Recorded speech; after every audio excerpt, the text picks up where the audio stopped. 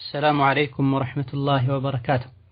الحمد لله الذي أنزل على عبده الكتاب ولم يجعل له عوجا، والصلاة والسلام على نبينا محمد القائل: خيركم من تعلم القرآن وعلمه، وعلى آله وأصحابه ومن قرأ القرآن وعمل به. أما بعد، يهي لة جمعة شعبان 22 1438 ክፍል 9 ቁርአንን ለመሐፈዝና በእርሱም ለመጠቀም የሚረዱ ምክሮች የሚለው ፕሮግራማችን ነው። ባለፉት ሳምንታት ቁርአንን መቅራት፣ ቁርአንን መሐፈዝ የሚያስገኛቸው አዱንያዊም አኺራዊም የተወሰኑ ጥቅሞችን አይተናል። የዚህ ፕሮግራም ዋና ዓላማው ቁርአንን ለመሐፈዝና ቁርአንን ተግባራዊ ለማድረግ ህይወታችንን በቁርአን ለመምራትና አኽላቃችንን ለማሳመር የሚረዱ ነገሮችን መጠቆም ነው። ዛሬ በአላህ ፈቃድ የምናየው ሒፍዝ ማለት ምን ማለት ነው የሚለው ነጥብ ይሆናል። በተደጋጋሚ ከሰዎች እንደምንሰማው እገሌ ሐፊዝ ነው፣ እገሊት ሐፊዝ ወይም ሐፊዛ ናት ሲባል ይሰማል። ሒፍዝ ማለት ምን ማለት እንደሆነ ልናቅ ይገባናል። በመጀመሪያ ደረጃ ከቋንቋ አንፃር ሒፍዝን የሚባለው ብዙ ሰዎች የሀገራችን ሰዎች ሒፍዝ ሲሉ ነው የምንሰማው። እንደዚሁ ደግሞ እገሌ ሐፊዝ ነው ሲሉ ነው የምንሰማው። ሐፊዝና ሐፊዝ ሁለቱ ይለያያል። ሐፊዝ ማለት የሚገፋፋ የሚያነሳሳ ነገር ማለት ነው። ሐፊዝ ከሆነ ደግሞ ቀጥለን እንደምናየው የሚጠብቅ ማለት ነው ወይም የሚሸመድድ ማለት ነው። ተሕፊዝ አልቁርአን የሚባለው በዛ መሆን አለበት። ተሕፊዝ አልቁርአን አይባልም። ተሕፊዝ ብሎ ማለት ማነሳሳት ማለት ነው። ቁርአንን ለማስተማር ለማስሸምደድ ሲሆን ተሕፊዝ መባል አለበት በዛ ማለት ነው። ከጣ ቀጥሎ ያለውን ዛ ፊደል መጠቀም አለብን። ዛ ፊደል ስንጠቀም ምላሳችን ጫፉ ከጥርሶቻችን ጋር እየተነካካ በከፊል በትንሹ ወደ ውጪ መውጣት አለበት። ወፈር ያለ ድምጽም ሊሆን ይገባዋል። ተሕፊዝ ነው የምንለው ተሕፊዝ ሳይሆን ማለት ነው። አረብኛ ቋንቋ ቁርአን የወረደበት ቋንቋ ከመሆኑ አንፃር መጠበቅ መቻል አለበት። በተሻለን ያክል የማናውቅ ሰዎች አረብኛን ለማወቅ ጥረት ልናደርግ ይገባናል። ቁርአንን አስተካክለን እንቀራ ዘንድ ዒልምም ይገባን ዘንድ ማለት ነው።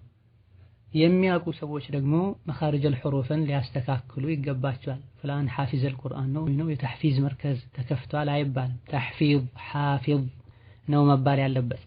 ሒፍዝ ማለት ምን ማለት ነው የሚለውን ስናይ ከቋንቋ አንፃር ሒፍዝ ማለት የመርሳት ተቃራኒ፣ መጠባበቅ፣ መከታተል፣ አለመዘንጋት፣ ነቅቶ መጠበቅ ማለት ነው። አላህ በተከበረው ቃሉ ሓፊዙ ዐለ ሰለዋቲ ወሰላቲል ውስጣ ብሏል። ሶላትን ሐፍዙ ብሏል። አትርሱ ማለት ነው። ሁሌም ስገዱ ማለት ነው። ሐመለ ፉላኑን አልቁርአን ዐላ ظهر ሊሳኒህ ይላሉ አረቦችም ሲናገሩ። እገሌ ቁርአንን እምላሱ ላይ ተሸከመው ይላል። ያኒ ሐፈዘው ለማለት ነው። ሒፍዝ የሚለው ቃል የተለያየ ትርጉም ያለው ሲሆን ከነዚህ አንዱ መንከባከብና መጠበቅ ማለት ነው። ወነሕፈዙ አኻና ወነዝዳዱ ከይለ በዒር ብለዋል የዩሱፍ ወንድሞች። ነሕፈዙ አኻና ወንድማችንን ቢንያሚንን የዩሱፍን ሸቂቅ ወንድም ከኛ ጋር ላከው። ነሕፈዙ እንጠብቀዋለን አሉ። ከኛ ጋር በመሄዱም የአንድ ግመል ጭነትም እናተርፋለን አሉ። ወንድማቸው ከነሱ ጋር ሄዶ ተንከባክበው ማቆየታቸውን ሒፍዝ ብለው ሰይመውታል። መጠበቅ ማለት ነው። ግን ሒፍዝ ማለት ጠብቆ ማቆየት ማለት ነው። አንዳንድ ጊዜ ደግሞ ከሐራም መታቀብም ሒፍዝ ይባላል። ወለዚነ ሁም ሊፉሩጅሂም ሓፊዙን እንዳለው አላህ ተባረከ ወተዓላ። እዘን ከቋንቋ አንፃር ሒፍዝ ማለት የተለያየ ማዕና ሲኖረው ቁርአንን ሐፈዘ በሚባልበት ጊዜ ጠብቆ አቆየ፣ እየሸመደደ ገልጦ ሳያይ መቅራት ቻለ ማለት ነው። ትክክለኛ ሒፍዝ ሊሆን የሚችለው ሶስት ነገሮች ሲሟሉ ነው። አንደኛው ለሚያሐፍዙት ነገር ትኩረት ሲሰጡ፣ ሁለተኛው የሚያሐፍዙትን ነገር ደጋግሞ ማንበብ፣ ደጋግሞ ማየት፣ ደጋግሞ መስማት ሲኖር ነው። በሶስተኛ ደረጃ ለፍተው የሐፈዙትን በቀጣይነት ፕሮግራም አውጥተው ሙራጃዓ ሲያደርጉና ሲከልሱ፣ እነዚህ ሶስት ነገሮች ሲሟሉ ሒፍዝ ይባላል። ሒፍዙም ያማረና የተሟላ ይሆናል፣ ሙትቀን ይሆናል። መሐፈዝ እንድንችል የሚረዳንም ይሄው ነው። እነዚህ ሶስቱ ነገሮች ናቸው። ኢማሙ አልቡኻሪ ረሂመሁላህ ተዓላ ይሄን ሁሉ ሐዲስ መሸምደድ እንድትችል የምትጠቀመው ነገር አለ እንዴ ተብለው ሲጠየቁ ላ አዕለሙ ሚን ዛሊከ ሸይአን ኢላ ነህመተ ረጁሊ ወሙዳወመተ ነዘሪ ብለዋል። የሕፍዝ ችሎታን ከፍ የሚያደርግ ነገር እኔ የምጠቀመው ምንም የለም፣ አማቀው ነገርም የለም። እነማ ለዚህ ያበቃኝ ፍላጎትና ጉጉት ነው። እንደዚሁ ደግሞ አዘውትሮ ማየትም ነው። መሐፈዛውን ነገር አዘውትሬ አያለው፣ ደጋግሜ አየዋለሁ። እንደገና ደግሞ ናህማ አለኝ፣ ከፍተኛ ፍላጎት አለኝ። በእነዚህ ነገሮች ነው ኢማም አልቡኻሪ የአዱንያ የሙሐዲሶች ኢማም ሐፊዝ የሆኑት። እዘን ቁርአንን ሐፈዘ ማለት አንድ ሰው ቁርአን ውስጥ የተጻፉ ነገሮችን ሳያይ አእምሮው ላይ ስሎ አስቀመጠ ማለት ነው። ቁርአን ሳያስፈልገው ጽሑፉን በየትኛውም መልኩ ለማየት ሳይገደድ መቅራት የሚችልበትን ያክል ቁርአንን ደጋግሞ አይቶ ደጋግሞ ሰምቶ ጭንቅላቱ ላይ ቆይቷል ማለት ነው። ለዚህ ያደረሰውም አዘውትሮ መቅራቱን እንዳይረሳው ደግሞ የሐፈዘውን ተመልሶ ማጥናቱን። ከቋንቋ አንፃር ሕፍዝ ማለት ይህ ሲሆን በጥቅሉ ሸሪዓ ላይ ቁርአን ላይ ሐዲስ ላይ ዑለሞች ዘንድ ሕፍዝ ይወደሳል። ለሐፊዞች ትልቅ ደረጃ አላቸው። احفظ فكل حافظ ኢማሙ ተብሏል። የሐፈዘ ሁሉ ኢማም ነው። የምንሐፍዘው ቁርአንን ሲሆን ሐዲስን ሲሆን ደግሞ ደረጃው እጅጉን ከፍ ይላል። እንጠቀማለንም ሌሎችንም እንጠቅማለን። ሐፊዝ አልቁርአን በሚባልበት ጊዜ ምን ማለት ነው የተፈለገው የሚለውን ስንመለከት ደግሞ ብዙ ጊዜ ዑለሞች የሚጠቀሙት ሸሪዓው ላይ ያሉ ጥቅሶችም የሚያሳዩት 30ውን ጁዝ ቁርአን ሳያይ አሳምሮ መቅራት የሚችል ሰው ማለት ነው። በተፈለገበት ወቅት ላይ ሳይንተባተብ እችን ሱራ እንኳን አልችላትም ሳይል የተጅዊዱን ህግ ጠብቆ የሚቀራ ሰው ነው ሐፊዝ አልቁርአን የሚባል። ሐፍዞ ያረሳ እንደሆነ ሐፊዝ አልቁርአን አይባልም። ሕፍዝ የሚባለው ሶስት ነገሮች ሲሟሉ ነው ብለናል። የማይረሳ ከሆነ ብለን እጅግ በጣም ቁጥራቸው ብዙ የሆኑ ሰዎች አሉ ቁርአን የሆነ ጊዜ ላይ ሐፍዘው ከዛ የተዉት እሱም የተዋቸው ስማቸው ግን ሐፊዙ ነው የሚባሉት። እገሌን አየኸው ሙሐመድን አየኸው እገሌን አየኸው የትኛው ሙሐመድ ሐፊዙ ነው ስሙ ወስፉ ሁሉ ሐፊዙ ሆኗል። እርሱ ግን ከሱረቱ ናስ እስከ ሱረቱ ዱሃ ቢበዛ እስከ አመ የተሳሉን እንጂ ሌላ የሚያውቀው ነገር የለም። የሆነ ጊዜ ላይ ቁርአን ቀርቷል እድሉን አግኝቶ ሐፍዟል። ከዛ በኋላ ሲረሳው ሲተወው ቁርአንም ትቶታል። ሐፊዝ አልቁርአን የሚባለው የሰባበረ የሚቀራ አይደለም። የተወሰኑ ሱራዎችን ችሎ ሌላውንም የዘነጋ አይደለም።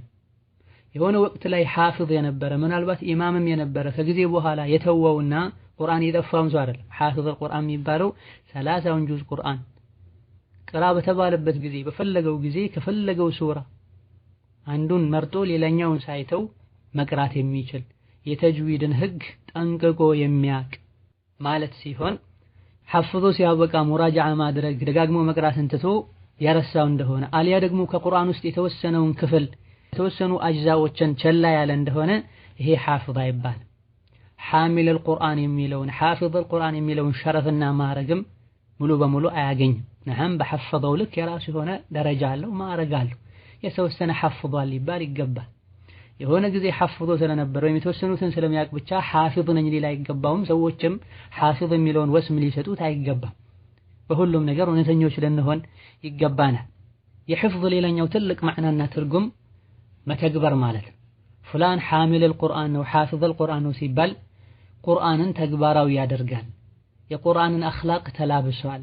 ወደ ቁርአን በስነ ምግባሩ ይጣራል ማለት ነው። ሐፊዝ አልቁርአን ሆኖ ቁርአንን ሸምድዶ አኽላቁ የሚያስጠላ ሰው ከሙስሊም ማይጠበቅን ነገር የሚያደርግ ሰው ቁርአን የቀራ የሐፈዘ ሰው ላይ የማያምር ቦታ ላይ የሚገኝ ሰው በሐቂቃው ሐፊዝ አይባል።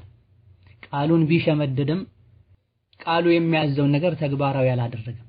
ዋናውና ትልቁ መልእክቱን መሐፈዝ። ቁርአን ክብር አለው። ቁርአን ትልቅ መልእክት አለው።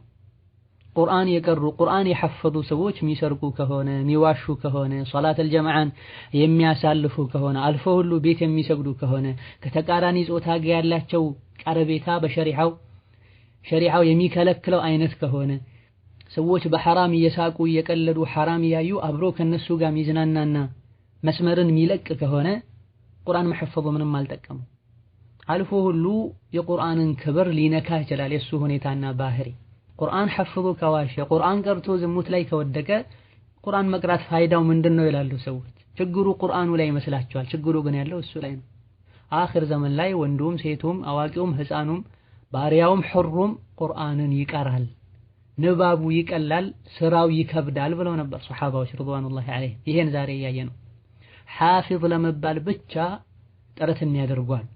ለቁርአን ሰዎች ያላቸውን ክብር ስለሚያውቁ ቁርአንን የቀራን ሰው ከልክ በላይ ስለሚያከብሩ አልፎ ሁሉ ቅርብ ጊዜ ላይ ውድድር በሌለበት ውጭ ሀገር ሄጄ ተወዳድሬ መጥቼ ዓለም ላይ አንደኛ የቁርአን አንባቢ ተብያለሁ ብሎ የውሸት ሰርቲፊኬቶችን የውሸት ሽልማቶችን የሀገሩ ህዝቦች ሲመጣ የሀገራችን ልጅ በዓለም አንደኛ ቃሪእ ተብሏል ብለው ከሜዳ ወጥተው መኪና ደርድረው ተቀበለውት የሀገሩ እስልምና ጉዳዮች የሚመለከቱት ተቋም ሁሉ አቀባበል አድርጎለት መጨረሻ ላይ በተለያየ መልኩ ሰዎች ከሱ ጋር መገናኘትና ሙቃበላ ማድረግ ፈልገው ሲጠየቅ ከጉዞ ስለተመለስኩኝ ደክሞኛል አሞኛል እያለ ምክንያት ይደረድር ነበር።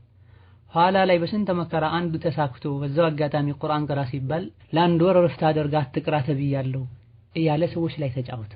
ኋላ ላይ ሰዎች ሲጠረጥሩ ተወዳድሬበት ተመልሻለሁ ያለውን ሀገር ኤምባሲ ሄደው ሲያጣሩ ሀገሩ ላይ ምንም አይነት ውድድር እንዳልተደረገ የሚደረገውም የሆነ ወር ላይ እንደሆነ ከዛ በፊት የተደረገው ውድድር ላይም እንዲህ አይነት ሰው ተሳትፎ እንደማያውቅ መረጃ አግኝተው ግለሰቡ ላይ እርምጃ ወስደዋል። አልመቅሱድ ቁርአንን መሐፈዝ ቁርአንን መቅራት የሚያሰጠው ክብር አለ። ይሄን ክብር ብቻ ፈልገው የሚቀሩ ሰዎች አሉ። እንዲህ አይነት ሰዎችን አላህ ባፍጥማቸው እሳት ላይ እንደሚደፋቸው ነብያችን አለይሂ ሰላቱ ወሰላም ነግረውናል። ዒልምን ከዑለሞች ጋር ይከራከርበት አሊያ ደግሞ ካላዋቂዎች ላይ የበላይ ሊሆንበት ፈልጎ አስቦ የተማረ ሰው አላህ ተባረከ ወተዓላ እሳት ላይ ይደፋዋል ብለውናል። የዒልሞች ሁሉ ዋና ቁርአን ነው። ቁርአንን እየቀራን ውስጡ ላይ ስንትና ስንት የሚገስጹ የሚመክሩ ነገሮች አሉ። ይሄን ሁሉ አልፎ ምንም ሳይመከር ቁርአንን ለመነገጃነት የሚቀራ ሰው አላህን ሊፈራ ቁርአንን ከማሰደብ ሊጠነቀቅ ይገባዋል። ደጋግ ቀደምቶች አንዲትን ሱራ አንዲትን አንቀጽ ሲቀሩ ሐያታቸው ይቀየር ነበር። 30ውን ጁዝ ሸምድደውት 30ውን ጁዝ ሸምድደውት ሌሎች ሁሉ እንዲቀሩ አድርገው ነገር ግን አኽላቃቸው ያለው ታች ነው። ለሰዎች መጥፎ አርአያና ተምሳሌት የሚሆኑ ናቸው። ቁርአኑ ታዲያ የቱ ጋር ነው የተቀመጠው? ምንድነው የተጠቀምንበት? ምላሳችን ላይ ብቻ ሊሆን አይገባም የሚነበበው። ይሄን አይሁዶችም ያደርጉታል። እዛ በቁርአን ምን ያክል ተጠቅሜያለሁ በተለይ ሐፊዝ ነኝ የሚሉ ሰዎች በሒፍዙ ምንድነው የተጠቀምኩት? ሰዎችን እያሰገዱ በሌላኛው በር ወጥተው ሌላ ስራ የሚሰሩ አሉ። ሲሰማ ሁሉ ይዘገንናል፣ ይሰቀጥጣል። እነዚህ ሰዎች ኻቲማቸው ሊያሳስባቸው ይገባል። ስንትና ስንት ቁርአን የሚቀሩ ሰዎች አሉ ቁርአን ይረግማቸዋል ተብሏልና ይሄን እርግማንም ሊፈሩ ይገባቸዋል። እዛ በትክክል ሐፊዝ القرآن እንባል ዘንድ ለቁርአን ትኩረት ልንሰጥ ይገባናል። መንቀራውን ነገር አስቀድመን ደጋግመን ልንቀራው ይገባል። ከቀራንና ከሐፈዝን በኋላም ትኩረት ሰጥተን ሙራጃዓ ልናደርግ ደጋግመን ልናነብ በየወሩ በወር ሁለቴ ሶስቴ ቢያንስ በወር አንዴ የቀራን የሐፈዝነውን ነገር መልሰን ልንቀራው ይገባል። ይህ ሲሆን ነው ሐፊዝ القرآن የሚባለው ከቃሉ አንፃር ከሕሩፉ አንፃር። ሌላው ትልቁ የሕፍዝ ክፍል ህይወትን በቁርአን መምራት ነው። ቁርአንን አሳምሮ ቀርቶ ከማንም በላይ ሸምድዶ ሐፍዞት የማይሰራበት ከሆነ ሐፊዝ አይባልም፣ አህለል ቁርአን አይባልም። ነገር ግን ቁርአንን ምንም ሳይቀራው ችሎታ ሳይኖረው ቀርቶ አቅቶት መቅራት የማይችል ነገር ግን የቁርአን ህግ በተነገረው ቁጥር ሁሉ ወዲያውኑ ተግባራዊ የሚያደርግ ሰው ሐፊዝ القرآن ይባላል። ሕፍዝ ማለት ምን ሆነ ማለት ነው? እንዲህ ካለን ተግባራዊ ማድረግ ማለት ቁርአንን መሸምደዱ የተመሰገነው ሐፊዝ القرآن የተወደሰው ከሌሎች ቁርአንን አዘውትሮ ስለሚቀራ ይበልጥ ወደ አላህ ስለሚቀርብና ይበልጥ ኸይር ስራ ስለሚሰራ። ቀርቶ ብቻ ዝም ያለ እንደሆነ መሰላል ላይ ወጥቶ በመሰላል ተወጥቶ ምናገኘውን ነገር መተው እንደማለት ነው። በየትኛውም መንገድ ወጥቶ ከላይ የሚፈለገውን ነገር ያወረደ ሰው ይጠቀማል። የሚወጣበትን መሰላል አግኝቶ ግን መሃል ላይ የቆመ ሰው መሰላል ላይ መውጣቱ ምንም ሊጠቅመው አይችልም። ቁርአን ሐያታችንን ሊቀይረን ይገባል። ሕፍዝ ማለት የተወሰኑ ሱራዎችን ቀርቶ ሌላውን መተው ማለትም አይደለም። የሆነ ወቅት ላይ ሐፍዞ ከዛ ቁርአንን ቸላ ብሎ ተረስቶም ሐፊዝ የሚለውን ክብር ላይ ማስቀመጥ አይደለም። በሐቂቃው ሐፊዝ ነኝ ብሎ ማለት ኃላፊነቱ ከባድ ነው። ይሄን ኃላፊነት ክብደቱን ልናቀው ይገባል። ለአላህ ብለን ልንሐፍዝ ይገባናል። መሰለ የሆኑ በርካታ ምክሮች አሉ በቀጣይ ደርስ የምናያቸው። ሒፍዝ ማለት ይሄ ነው። በቀጣይ ደርስ ኢንሻአላህ ተዓላ ሒፍዝ በጣም ገርና ቀላል እንደሆነ በጣም የሚያሳስበው ሐፍዞ ማቆየት የሐፈዝነውን አለመርሳት እንደሆነ የምናይበት ደርስ ይኖረናል። እነሆ ረመዳን በር ላይ ነው ያለው፣ እየተቃረበ ነው። ረመዳን የቁርአን ወር ነው። ቁርአንን ልናበዛ ከወዲሁ ልንዘጋጅ ይገባናል። ረመዳን ሲመጣ ብቻ አይደለም ቁርአን መቅራት ያለብን፣ ሁሌም መቅራት አለብን። በተለይ ሻዕባን ሲገባ ደጋግ ቀደምቶች ይበልጥ ቁርአን ላይ ያተኩሩ ነበር። ረመዳን ላይ ሲሆን ደግሞ ሌላም ስራ አይኖራቸውም ነበር። አብዛኛው ዋናው ስራቸው ቁርአን ነበር የሚሆነው። አንድን ገጽ ቀርተው ይጥሉ አሉ፣ ቢበዛ አንድ ጁዝ ቀርተው ይተውታሉ። እየተንገዳገዱ በረመዳን ወር አንዴ ብቻ የሚያختሙ አሉ። በይነማ ደጋግ ቀደምቶች ቀን አንዴ ማታ አንዴ የሚያختሙ ነበሩ። ከቁርአን ጋር ያለን ግንኙነት ከጌታችን ጋር ያለንን ግንኙነት ምንለካበት መሳሪያ ነው። ከቁርአን ጋር ግንኙነቱ ያማረ የተስተካከለ ሰው ከጌታው ጋር ጥሩ ግንኙነት አለው ማለት ነው። ምክንያቱም ጌታውን ቢወደው ነው በየጊዜው ጌታው የላከለትን ደብዳቤ በየጊዜው የገለጠ የሚያነበው። ጌታውን ማይወድ ከሆነ ጌታውን ማያስታውስ ከሆነ ደብዳቤው መልእክቱንም ማያስታውስም። ደጋግ ቀደምቶች ለቁርአን የነበራቸው ክብር፣ ለቁርአን የነበራቸው ናፍቆትና ውዴታ 1/10ኛው እኛ ጋር ቢኖር የሙስሊሙ አህዋል ይስተካከል ነበር። ሲሄዱም ሲመጡም ለብቻቸው ሆነው ከጀማም ጋር ሆነው ሐያታቸው ቁርአን ነበር። እርስ በርሳቸው ተገናኝተው ሲለያዩ ቁርአን ይቀሩ ነበር። መንገድ ላይ የተጓዙ ግመል ላይ የጋለቡ ቁርአን ይቀሩ ነበር። ጦር ሜዳ ላይ ሆነው ቁርአን ይቀሩ ነበር። ግብርና እየሰሩ ቁርአን ይቀሩ ነበር። ዛሬ አክስ ሆኗል። ቁርአን የሚቀራው መስጂድ ሲገባ ብቻ ነው። ይሄንም እጅግ በጣም ጥቂት አላህ የወፈቃቸው ሰዎች ናቸው የሚያደርጉት ማለት እንችላለን። ቤትም መንገድ ላይም ገበያ ላይም መስጂድ ውስጥም ኹጥባ እየተደረገም አሽሩል አዋኺር ረመዳን ላይም ሞባይል መጎርጎር ሆኗል። የሰሐቦችና የደጋግ ቀደምቶች አህዋላቸው ከቁርአን ጋር ልክ በዘመኑ ያለው የአብዛኛው ሰው አህዋል ከሞባይል ጋር እንደሚታየው ሲተኙ፣ ሲነሱ፣ ሲበሉ፣ ሲሄዱ፣ ሲመጡ ሞባይል የሚጎረጉሩ ሰዎች አሉ። ደጋግ ቀደምቶች አህዋላቸው ከቁርአን ጋር እንዲህ ነበር ማለት እንችላለን። በዚህም ተለውጠዋል፣ ተቀይረዋል፣ አትርፈዋል። ዛሬ ግን ቁርአንን ትቶ ሶሻል ሚዲያን የሙጥኝ ብሎ በመያዝ ትርፍ ሳይሆን የተገኘ ያለው አብዛኛው ጉዳት ነው የሆነ ያለው። አቅላችንን እያሳተን ነው፣ ቀልባችንን እያደረቀን ነው፣ ጤናችንንም ጭምር እየጎዳን ነው። ረመዳን ላይ ይሄን ከማድረግ ልንታቀብ የቁርአን ወር ልናደርገው ይገባናል። አላህ ተባረከ ወተዓላ የተቀሩ የሻዕባን ቀናቶችን የተባረኩ ወደ አላህ የሚያቃርቡን ያድርገልን።